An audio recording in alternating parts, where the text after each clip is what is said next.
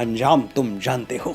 सम्राट पृथ्वीराज राजपूती गौरव के साथ बोले, मोहम्मद गोरी, जो तलवार के डर से धर्म छोड़ देते हैं वो कोई और होंगे, क्षत्रिय नहीं।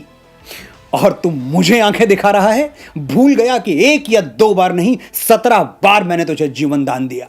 भूल गया वो गिड़गिड़ाना, वो दया की भीख मांगना? तेरी मिमियाती हुई आवाज मेरे दिल्ली दरबार में अब तक गूंज रही है। क्षमा शेरों का काम है, इसलिए मैंने तुझे बार बार क्षमा किया। हम राजपूत हैं गौरी, हमने शत्रु के साथ भी कभी घात नहीं किया, कभी पीछे से वार नहीं किया, सूर्यास्त के बाद आक्रमण नहीं किया।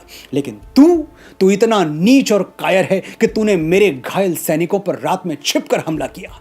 याद रख गौरी, पृथ्वीराज चौहान को बलिदान होना स्वीकार है, लेकिन अपने देश और धर्म के साथ छल करना स्वीकार नहीं है। सम्राट पृथ्वीराज के इन गौरव भरे अग्नि शब्दों को सुनकर गौरी तमतमा गया और अकड़ कर बोला, आंखें नीची करके बात कर पृथ्वीराज, तू मेरा बंदी है, मैं तुझे मौत के घाट उतार दूंगा। सम्राट पृथ्वीराज भगवान नरसिंह की तरह दहाड़ते हुए बोले, मौत का डर तू मुझे दिखा रहा है, कायर डकैत गौरी। तू पृथ्वीराज चौहान को मौत की धमकी दे रहा है, एक राजपूत को।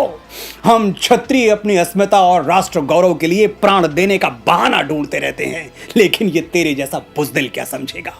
12 बरस लो कूकर जीवे, अरु 16 लो जिए सियार, बरस 18 क्षत्रिय जीवे, आगे जीवे को धिक्कार। क्षत्रिय 18 वर्ष के ऊपर जी गया तो उसके जीवन पर धिक्कार है। हमारी तो शान इसी में है कि जितनी जल्दी हो सके मातृभूमि के लिए बलिदान हो जाएं, लेकिन याद रख, बलिदान होने से पहले एक एक क्षत्रिय 100 शत्रुओं को मार के मरता है। और रही बात आंखें झुकाने की, तो सुन ले गौरी, पृथ्वीराज चौहान की आंखें सिर्फ मां और मातृभूमि के आगे झुकती हैं। दुनिया में कोई ऐसी तीसरी ताकत नहीं जो पृथ्वीराज की आंखें झुका सके, जिसका सारा इतिहास तप्त जगमग है, वीरता वन्य से भरी हुई रग रग है। उस वीर जाति को बंदी कौन करेगा, विकराल आग मुट्ठी में कौन भरेगा। अब जो सर पर आ पड़े नहीं डरना है, जन्मे हैं तो 2 बार नहीं मरना है। मोहम्मद गौरी गुस्से से पागल हो उठा और फिर उसने वही किया जो एक बुजदिल को शोभा देता है। हुक्म दे दिया, ये काफिर मुझसे आंखें मिला रहा है, इसकी आंखें निकाल ली जाएं। दुष्ट गौरी के हुक्म की तामील हुई और हथकड़ियों बेड़ियों में जकड़े निहत्थे सम्राट पृथ्वीराज की आंखों में लोहे की गर्म सलाखें उतार दी गई।